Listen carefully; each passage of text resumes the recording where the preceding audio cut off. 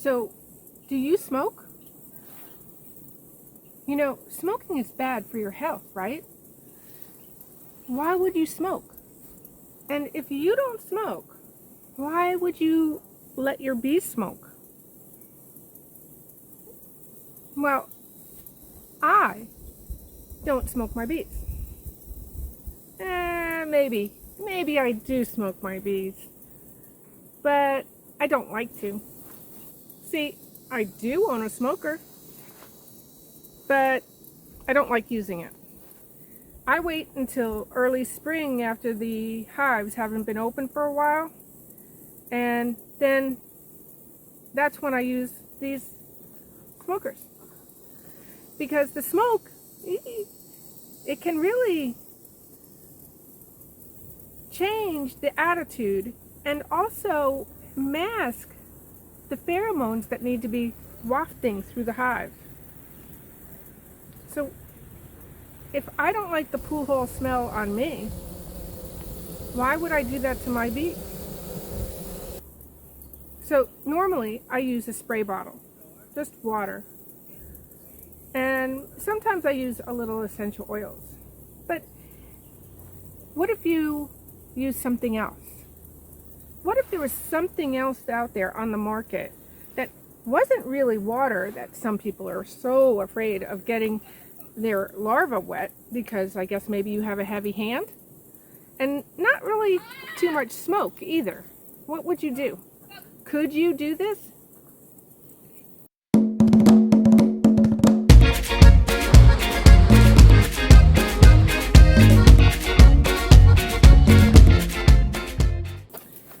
I'm lucky enough to try a vaporizer. It's by Apisolis, and we're going to take a good look at just what it is to put it together and will it work. I say it probably will work just fine, but let's take a look. So Apisolis asked me to try it out. Apisolis is a French company, and the developer is a beekeeper, and I'm probably saying it wrong. Apisolis. You have to register. It comes with a good booklet. Now, I already charged it. The one thing it it charges through USB, so it does have a charge to vapor.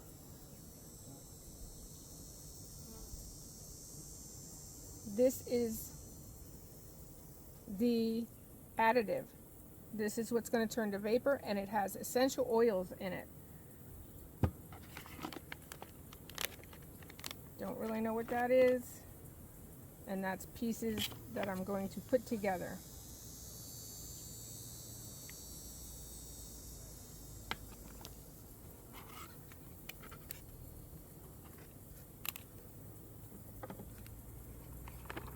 The charging cord,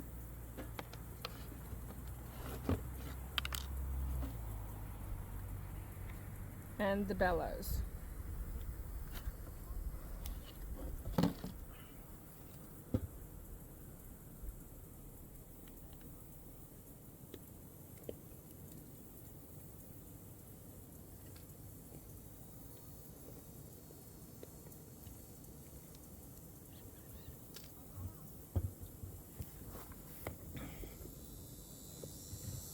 So this is the mechanism that's going to charge and the USB there.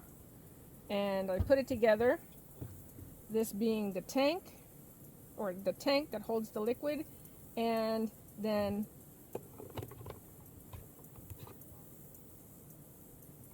will vaporize, push the vapor out.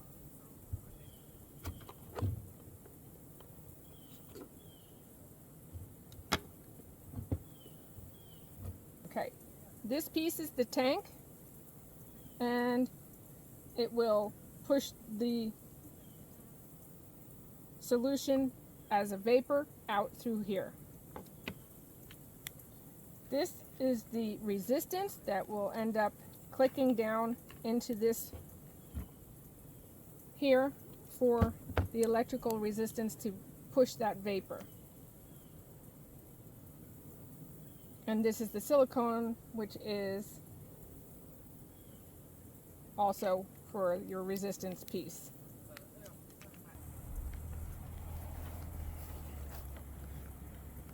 So my first order of business, I'm not going to fill the tank just yet. I'm going to prepare the resistance. This is my native solution. It's essential oils. It doesn't say which.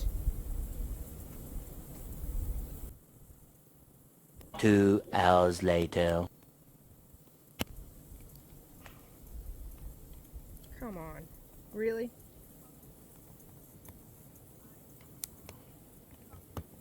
There we go. Okay, this is my resistance, and there's this little piece here, and it says I'm supposed to soak that because there's a little bit of cotton in there.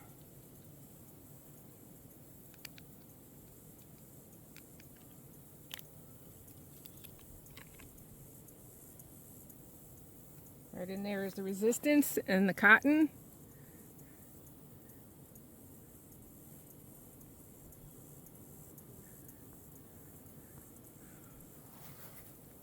And it just says soak it.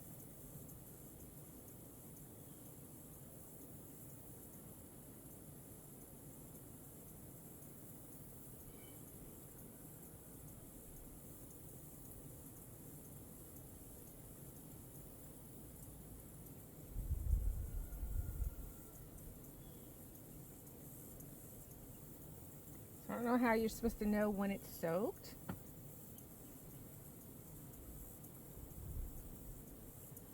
Imagine it's just a couple drops.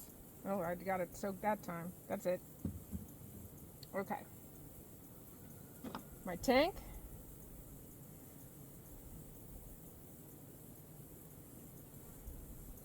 Oh, it's got to soak for 5 minutes or more, so we're going to speed this up.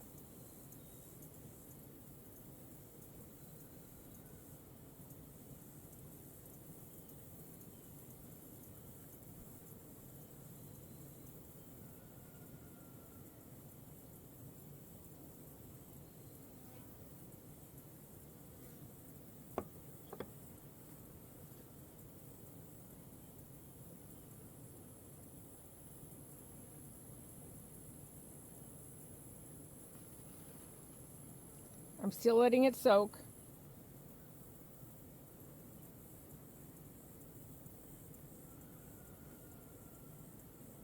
Put it in to the silicone piece.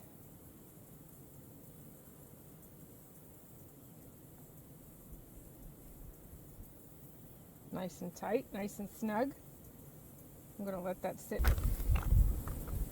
So while I'm letting my resistance soak, I'm opening up the surprise package because I can't find anything in the book. Oh,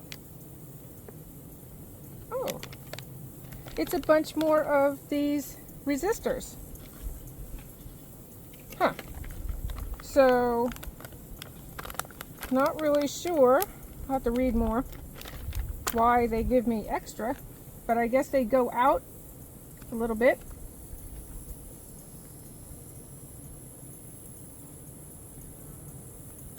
And that's a lot of resistors to be able to reuse that, because this would be the piece that goes out most often.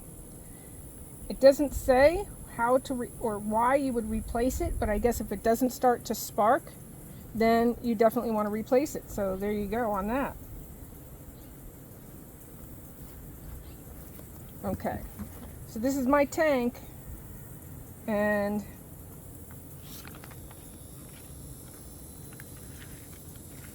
the resistor goes here. You can see the holes would match up. So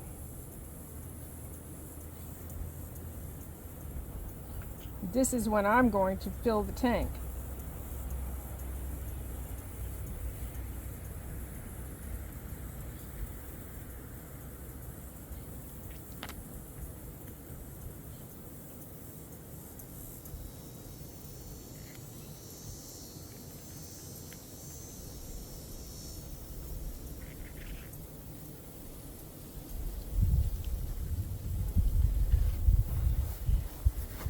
So here's the tank, and it says don't fill above this line.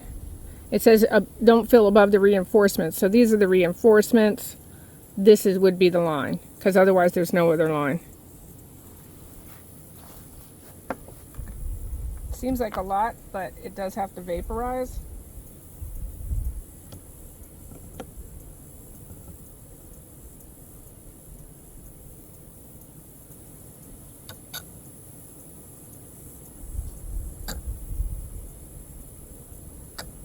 I'm going to do halfway because I want to see how it works.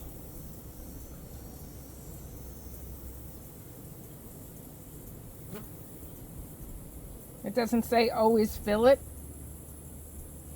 but it says don't fill it above that.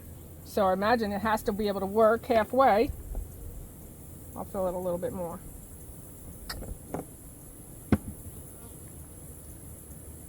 Oh, it smells nice. It says it's glycerin and essential oils.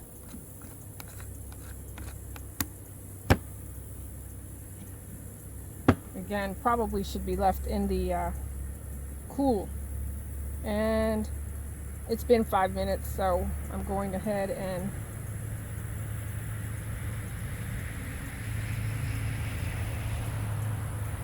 goes like this. Sure, it's got to sit nice and snug.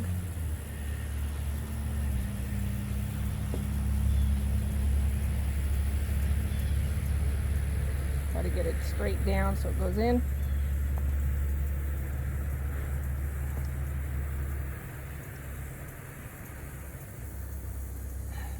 Okay. So nothing's leaking. It's a nice tight fit. And then, now, even though there's liquid, I can turn it over and put it in. And one thing I'm reading about this, we're all used to bellows, just like the smoker. And so we'll be going like this. It takes 3 puffs to get this going. That's how it turns on. But when you store it upside down. That way the contact isn't always filling with the liquid and it doesn't leak out in any way. So let's put it together. Okay, I moved my camera, so if you're off kilter, that's why. So I want to flip my vaporizer over. Flip this over. There's a little slot. Put it down in there. Oh, it snaps right in. That's nice. I'll go away. And there we go. Now, I said I charged it already. So, since there's no on-off button, I'm supposed to press it 3 times and it'll activate the steam. If I want to turn it off, I turn it over and it will switch off.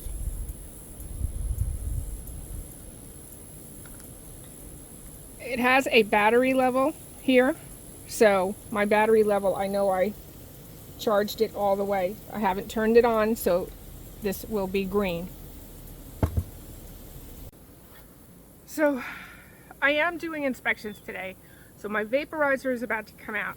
I have a hive right here. I haven't opened her, and lately I have had to use my spray bottle, and a couple times I've actually had to use smoke because they're so feisty. And I attribute a lot of that to the crazy weather, the heat, the bad spring, the stores. Yes, we have stores. No, we don't have stores. There's a flow. No, there's a flow. No, yeah, no.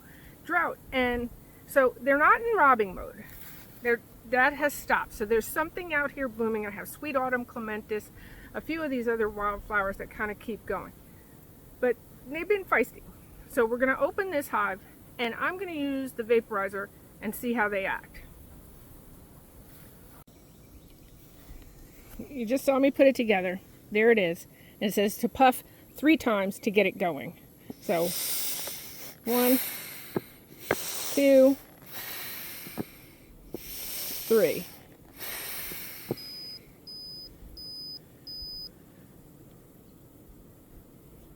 So that says it's on.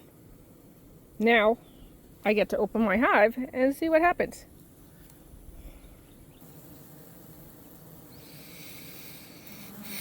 There's a little smoke. Maybe a little too much on them, but let's go to the front. Here we are.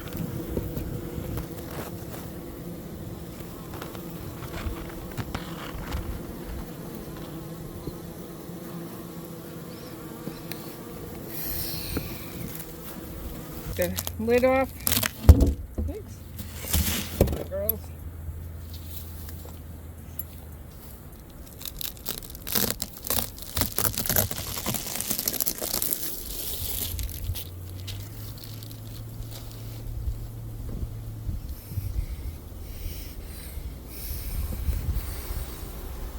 Just sends him a bit.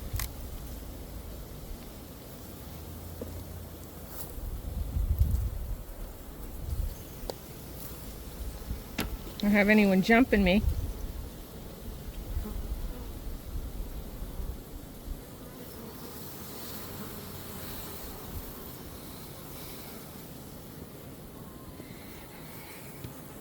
Kind of nice. It's a really nice smell too.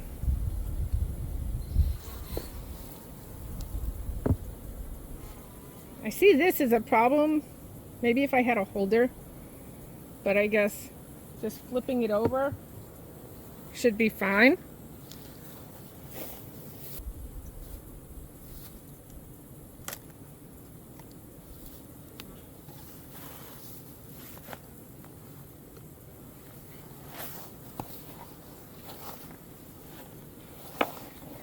Ten frames for sure of major honey. Let's see.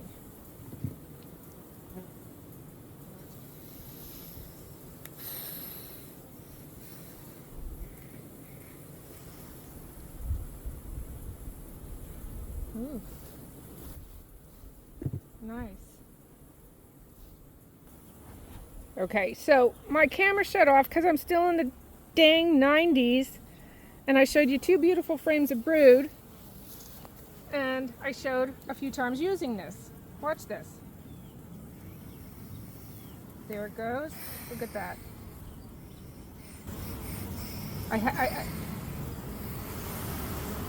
You can hear them. Nice.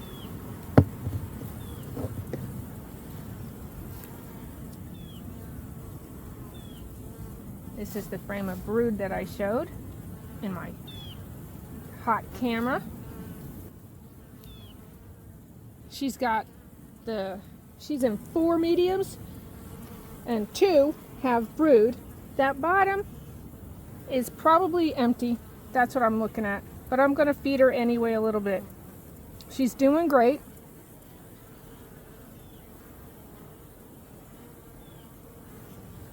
And one of the things I think I see, I'm going to show.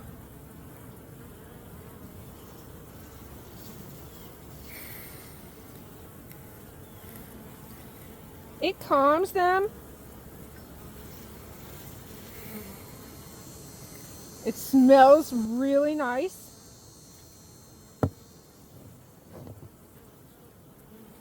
But they're not foraging. They're not diving into that. There's no emergency response. It's calming them. But the response is not the gorging of honey or whatever. It's not there. They're not like, holy crap, let's get out of here. And as far as me being the beekeeper, it's not a choking experience. Anytime I put smoke on them, and if I have pine, I can, get used to the pine. But also, sometimes you grab grass, and grass is chokingly disgusting. I'm gonna go ahead and give them a boost.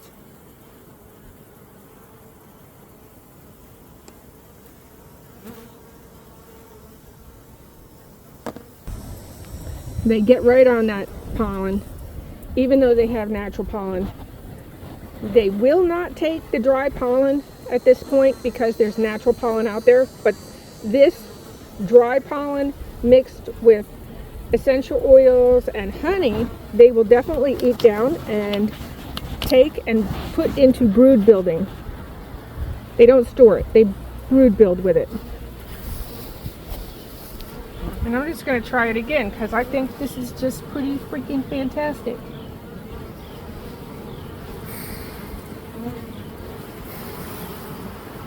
It looks nice. I like it. It's pretty cool stuff.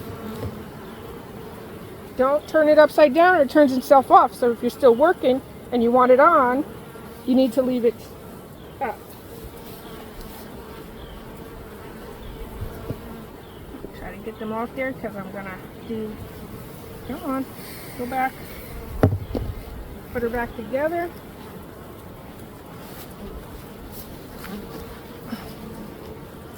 So she's good for me for now. I could probably even steal some honey because these are honey frames here.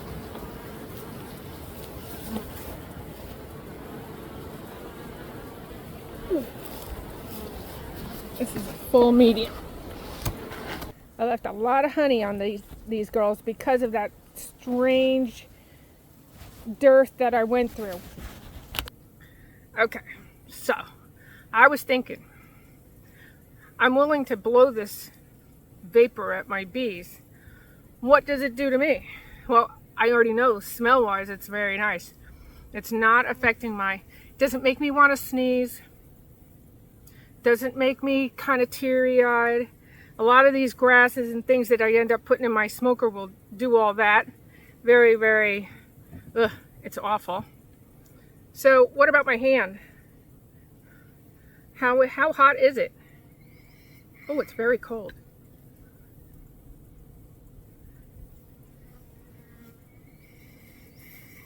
Oh, it's so cool. Ooh. That is very, very cool. I'm actually kind of surprised there, huh? This thing just keeps surprising me. Who knew? I like it more and more. I have noticed that you can kind of lean it down. It's reinforced.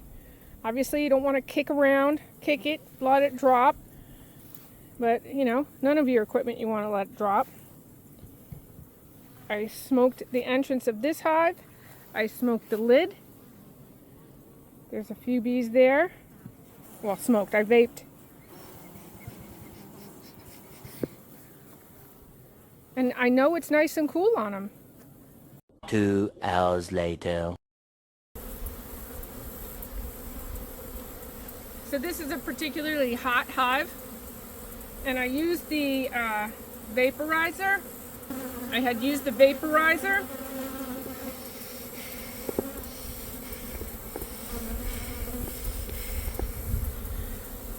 This is for those hives that you want kind of moved out of the way.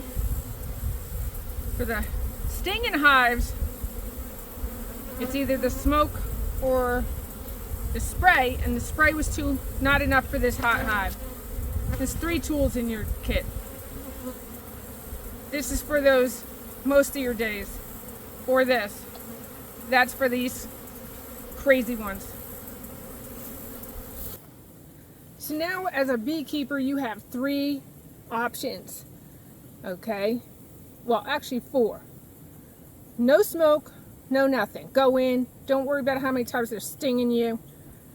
You know, I'd say at least half the time I don't need anything. Nothing. So that's your option. You have a spray bottle with sugar water or just plain water. You have a smoker that has particulate and you have to be careful what you burn in it. And now you have a vaporizer.